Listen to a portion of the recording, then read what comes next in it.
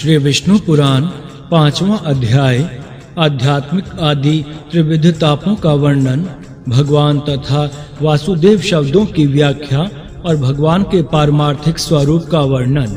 श्री पराशर जी बोले, हे मैत्रेय, आध्यात्मिक, आधि दैविक और आधि भौतिक तीनों तापों को जानकर ज्ञान और वैराग्य उत्पन्न होने पर पंडित जन आत्यांतिक प्रलय प्राप्त करते हैं। आध्यात्मिक ताप शारीरिक और मानसिक दो प्रकार के होते हैं। उनमें शारीरिक ताप के भी कितने ही भेद हैं, वह सुनो। शिरोरोग, प्रतिश्याय अर्थात पीनस, ज्वर, शूल, भगंदर, गुल्म, अर्श, शोध, श्वास, छर्दी तथा नेत्र रोग, अतिसार और कुष्ठ आदि शारीरिक कष्ट भेद से देहिक ताप से कितने ही भेद हैं। अब मानसिक तापों को सुनो। हे द्विज श्रेष्ठ, काम, क्रोध, भय, द्वेष, लोभ, मोह, विषाद, शोक, असूया, गुणों में दोषारोपण, अपमान, ईर्ष्या और मात्सर्य आदि भेदों से मानसिक ताप के अनेक भेद हैं। ऐसे ही नाना प्रकार के भेदों से युक्त ताप को आध्यात्मिक कहते हैं। मनुष्यों को जो दुख मृग, पशु, पक्षी, मनुष्य, पिशाच, सर्प, राक्षस और बिच्छू आदि से प्राप्त होते हैं, उसे आधि भौतिक कहते हैं। तथापि हे द्विजवर, शीत, उष्ण, वायु, वर्षा, जल और विद्युत आदि से प्राप्त हुए दुख को श्रेष्ठ पुरुष आधि दैविक कहते हैं। हे मुनि श्रेष्ठ, इनके अतिरिक्त गर्भ, जन्मा, जरा, अज्ञान, मृत्यु और नरक से उत्पन्न हुए दुख के भी सहस्त्रों प्रकार के भेद हैं।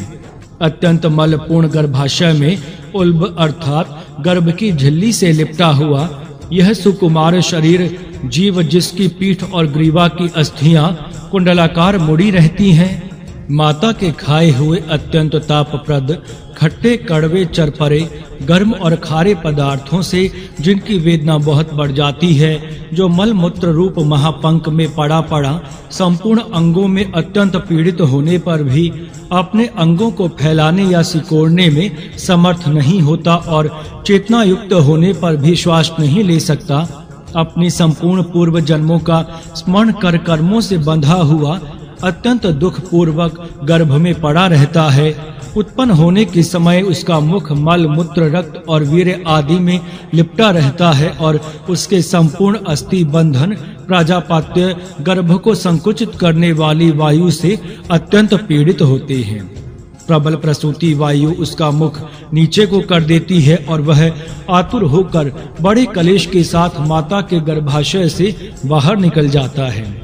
हे मुनि सतम, उत्पन्न होने के अनंतर बाहरी वायु का स्पर्श होने से अत्यंत मूर्छित होकर वह जीव बेसुद्ध हो जाता है।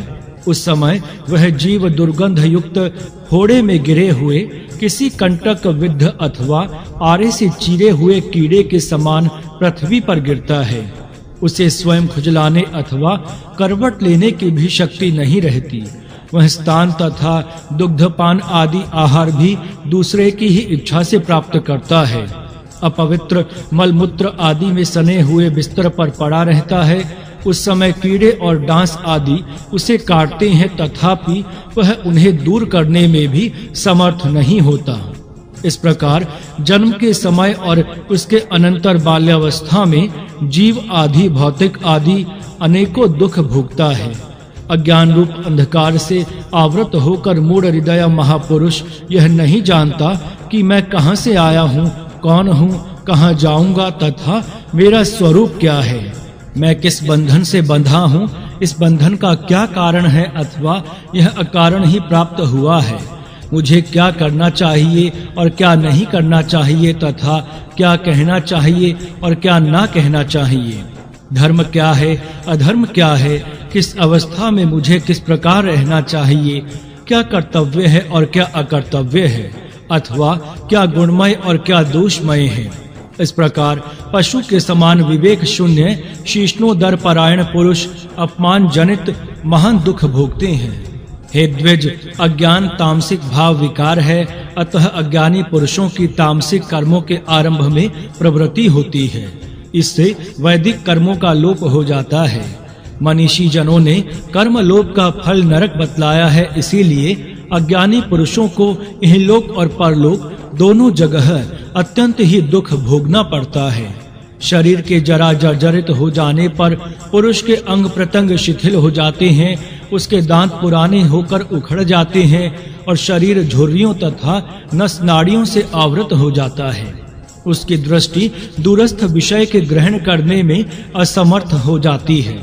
नेत्रों के तारे गोलकों में घुस जाते हैं, नासिका के रंध्रों में से बहुत से रोम बाहर निकल आते हैं और शरीर कांपने लगता है।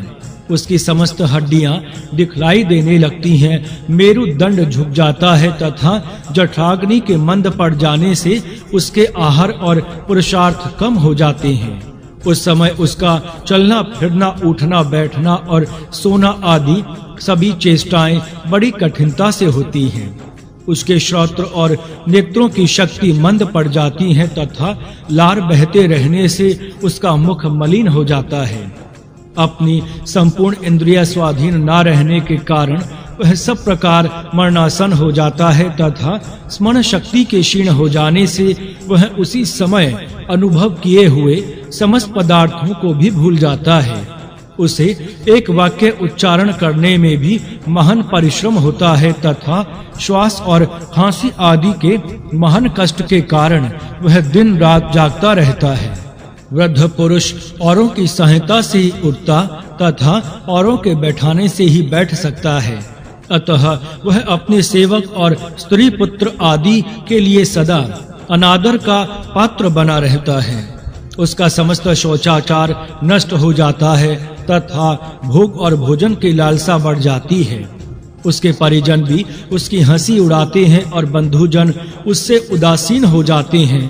अपनी अवस्था की चेष्टाओं को अन्य जन्म में अनुभव की हुई सी स्मरण करके वह अत्यंत संतापवश दीर्घ निश्वास छोड़ता रहता है। इस प्रकार वृद्धावस्था में ऐसे ही अनेकों दुख अनुभव कर उसे मरण काल में जो कष्ट भोगने पड़ते हैं वे भी सुनो। कंठ और हाथ पैर शिथिल पड़ जाते हैं तथा शरीर में अत्यंत कंप छा जाता है। बार बार उसे ग्लानि होती है और कभी कुछ चेतना भी आ जाती है। उस समय वह अपने हिरण्य अर्थात सोना, धन, धान्य, पुत्र, स्त्री, भृत्य और ग्रह आदि के प्रति इन सब का क्या होगा, इस प्रकार अत्यंत ममता से व्याकुल हो जाता है। उस समय मर्म भेदी क्रकच, आरे तथा यमराज के विकराल बाण के समान महाभयंकर रोगों से उसके प्राण बंधन कटने लगते हैं। उसकी आंखों के तारे चढ़ जाते हैं। वह अत्यंत पीड़ा से बारंबार हाथ पैर पटकता है तथा उसके तालू और होठ सूखने लगते हैं। फिर क्रमशः दोष समूह से उसका कंठ रुक जाता है, अतः वह घर घर शब्द करने लगता है तथा उधर श्वास से पीड़ित और महान ताप से व्याप्त होकर क्षुधा तृष्णा से व्याकुल हो उठता है। ऐसी अवस्था में भी यमदूतों से पीड़ित होता हुआ वह बड़े क्लेश से शरीर छोड़ता है और अत्यंत कष्ट से कर्म फल भोगने के लिए यातना देह प्राप्त करता है। मरण काल में मनुष्य को ये और ऐसे ही अन्य भयानक कष्ट भोगने पड़ते हैं। अब मरणोपरांत उन्हें नरक में जो यातनाएं भोगनी पड़ती हैं वह सुनो। प्रथम यम किंकर अपने पाशों में बांधते हैं, फिर उनके दंड प्रहार सहने पड़ते हैं। तदंतर यमराज का दर्शन होता है। वहां तक पहुंचने में बड़ा दुर्गम मार्ग देखना पड़ता है।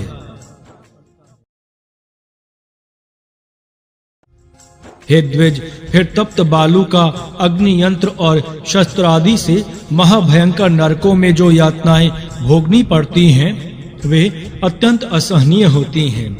आरे से चीरे जाने में, मूस में तपाए जाने में, कुल्हाड़ी से काटे जाने में, भूमि में गाड़े जाने पर, शूली पर चढ़ाए जाने में, सिंह के मुख में डाले जाने, गिद्धों के नोचने, हाथियों से दलित होने, तेल में पकाए जाने, खारे दलदल में फंसने, ऊपर ले जाकर नीचे गिराए जाने और क्षेपण यंत्र द्वारा दूर फेंके जाने से नरक निवासियों को अपने पाप कर्मों के कारण जो जो कष्ट उठाने पड़ते हैं उनकी गणना नहीं हो सकती। हे द्विज श्रेष्ठ, केवल नरक में ही दुख हो सो बात नहीं है। स्वर्ग में भी पतन का भय लगे रहने से कभी शांति नहीं मिलती। नरक अथवा स्वर्ग भोगने के अनंतर बार बार वह गर्भ में आता है और जन्म ग्रहण करता है तथा फिर कभी गर्भ में ही नष्ट हो जाता है और कभी जन्म लेते ही मर जाता है। जो उत्पन्न हुआ है वह जन्मते ही बाल्यावस्था में, युवावस्था में, मध्य वय में अथवा जराग्रस्त होने पर अवश्य मर जाता है। जब तक जीता है तब तक नाना प्रकार के कष्टों से घिरा रहता है। जिस तरह के कपास का बीज तंतुओं के कारण सूत्रों से घिरा रहता है, द्रव्य के उपार्जन, रक्षण और नाश में तथा इष्ट मित्रों के विपत्ति ग्रस्त होने पर भी मनुष्य को अनेकों दुख उठाने पड़ते हैं। हे मैत्रेय, मनुष्यों को जो जो वस्तुएं प्रिय हैं वे सभी दुख रूपी वृक्ष का बीज हो जाती हैं। स्त्री, पुत्र, मित्र, अर्थ, ग्रह, क्षेत्र और धन आदि से पुरुषों को जैसा दुख होता है वैसा सुख नहीं होता। इस प्रकार सांसारिक दुख रूप सूर्य के ताप से जिनका अंतःकरण तप्त हो रहा है, उन पुरुषों को मोक्ष रूपी वृक्ष की घनी छाया को छोड़कर और कहां सुख मिल सकता है। अतः मेरे मत में गर्भ, जन्म और जरा आदि स्थानों में प्रकट होने वाले आध्यात्मिक त्रिविध दुख समूह की एकमात्र सनातन औषधि भगवत प्राप्ति ही है, जिसका निरतिशय आनंद रूप सुख की प्राप्ति कराना ही प्रधान लक्षण है। इसीलिए पंडित जनों को भी भगवत प्राप्ति का प्रयत्न करना चाहिए। हे महामुने, कर्म और ज्ञान ये दो ही उसकी प्राप्ति के कारण कहे गए हैं। ज्ञान दो प्रकार का है, शास्त्र जनय तथा विवेकज। शब्द ब्रह्म का ज्ञान शास्त्र जनय है और पर ब्रह्म का बोध विवेकज। हे विप्रशे, अज्ञान घोर अंधकार के समान है, उसको नष्ट करने के लिए शास्त्र जन्य ज्ञान दीपकवत और विवेकज ज्ञान सूर्य के समान है। हे मुनि श्रेष्ठ, इस विषय में वेदार्थ का स्मरण कर मनु ने जो कुछ कहा है वह बतलाता हूँ, श्रवण करो। ब्रह्म दो प्रकार का है, शब्द ब्रह्म और पर ब्रह्म। शब्द ब्रह्म शास्त्र जन्य ज्ञान में निपुण हो जाने पर जिज्ञासु विवेकज ज्ञान के द्वारा पर ब्रह्म को प्राप्त कर लेता है। अथर्ववेद की श्रुति है कि विद्या दो प्रकार की है, परा और अपरा। परा से अक्षर ब्रह्म की प्राप्ति होती है और अपरा ऋग आदि वेद त्रय रूपा है, जो अव्यक्त, अजर, अचिंत्य, अज, अव्यय, अनिर्देश्य, अरूप, पाणी, पादेदि शून्य, व्यापक, सर्वगत, नित्य, भूतों का आदि कारण, स्वयं कारण हीन तथा जिससे संपूर्ण व्याप्य और व्यापक प्रकट हुआ है और जिसे पंडित जन ज्ञान नेत्रों से देखते हैं, वह परम धाम ही ब्रह्म है। मुमुक्षुओं को उसी का ध्यान करना चाहिए और वही भगवान विष्णु का वेद वचनों से प्रतिपादित अति सूक्ष्म परम पद है। परमात्मा का वह स्वरूप ही भगवत शब्द का वाच्य है और भगवत शब्द ही उस आद्य एवं अक्षय स्वरूप का वाचक है। जिसका ऐसा स्वरूप बतलाया गया है, उस परमात्मा के तत्व का जिसके द्वारा वास्तविक ज्ञान होता है, वही परम ज्ञान परा विद्या है। त्रयमय ज्ञान कर्मकांड इससे पृथक अपरा विद्या है। हे द्विज, वह ब्रह्म यद्यपि शब्द का विषय नहीं है, तथापि आदर प्रदर्शन के लिए उसका भगवत शब्द से उपचारतः कथन किया जाता है। हे मैत्रेय, समस्त कारणों के कारण महाविभूति संज्ञक पर ब्रह्म के लिए ही भगवत शब्द का प्रयोग हुआ है। इस भगवत शब्द में भकार के दो अर्थ हैं, पोषण करने वाला और सबका आधार, तथा गकार के अर्थ कर्म फल प्राप्त करने वाला, लय करने वाला और रचयिता है। संपूर्ण ऐश्वर्य, धर्म, यश, श्री, ज्ञान और वैराग्य, इन छह का नाम भग है। उस अखिल भूतात्मा में समस्त भूतगण निवास करते हैं और वह स्वयं भी समस्त भूतों में विराजमान है। इसीलिए वह अव्यय परमात्मा ही वकार का अर्थ है। हे मैत्रेय, इस प्रकार यह महान भगवान शब्द पर ब्रह्म स्वरूप श्री वासुदेव का ही वाचक है, किसी और का नहीं। पूज्य पदार्थों को सूचित करने के लक्षण से युक्त इस भगवान शब्द का परमात्मा में मुख्य प्रयोग है तथा औरों के लिए गौण, क्योंकि जो समस्त प्राणियों के उत्पत्ति और नाश, आना और जाना तथा विद्या और अविद्या को जानता है, वही भगवान कहलाने योग्य है। त्याग करने योग्य त्रिविध गुण और उनके कलेश आदि को छोड़कर ज्ञान, शक्ति, बल, ऐश्वर्य, वीर्य और तेज आदि सद्गुण ही भगवत शब्द के वाच्य हैं। उन परमात्मा में ही समस्त भूत बसते हैं और वे ही स्वयं भी सबके आत्मा रूप से सकल भूतों में विराजमान हैं। इसीलिए उन्हें वासुदेव भी कहते हैं। पूर्व काल में खांडिक्य जनक के पूछने पर केशी ध्वज ने उनसे भगवान अनंत के वासुदेव नाम का यथार्थ व्याख्या इस प्रकार की थी। प्रभु समस्त भूतों में व्याप्त हैं और संपूर्ण भूत भी उन्हीं में रहते हैं तथा वे ही संसार के रचयिता और रक्षक हैं। इसीलिए वे वासुदेव कहलाते हैं। हे मुने, वे सर्वात्मा समस्त आवरणों से परे हैं। वे समस्त भूतों की प्रकृति के विकार तथा गुण और उनके कार्य आदि दोषों से विलक्षण हैं। पृथ्वी और आकाश के बीच में जो कुछ स्थित है उन्होंने वह सब व्याप्त किया है।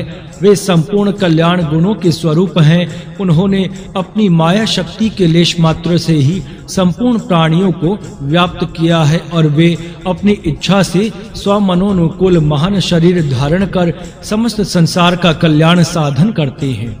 वे तेज, बल, ऐश्वर्य, महाविज्ञान, वीर्य और शक्ति आदि गुणों की एकमात्र राशि हैं। प्रकृति आदि से भी परे हैं और उन परावरेश्वर में अविद्या आदि संपूर्ण कलेशों का अत्यंत अभाव है। वे ईश्वर ही समष्टि और व्यष्टि रूप हैं। वे ही व्यक्त और अव्यक्त स्वरूप हैं। वे ही सबके स्वामी, सबके साक्षी और सब कुछ जानने वाले हैं तथा उन्हीं सर्वशक्तिमान की परमेश्वर संज्ञा है, जिसके द्वारा वे निर्दोष, विशुद्ध, निर्मल और एक रूप परमात्मा देखे या जाने जाते हैं। उसी का नाम ज्ञान अर्थात पराविद्या है और जो इसके विपरीत है वही अज्ञान अर्थात अपराविद्या है। इस प्रकार श्री विष्णु पुराण के छठे अंश में 5वां अध्याय संपूर्ण हुआ। जय श्री हरि।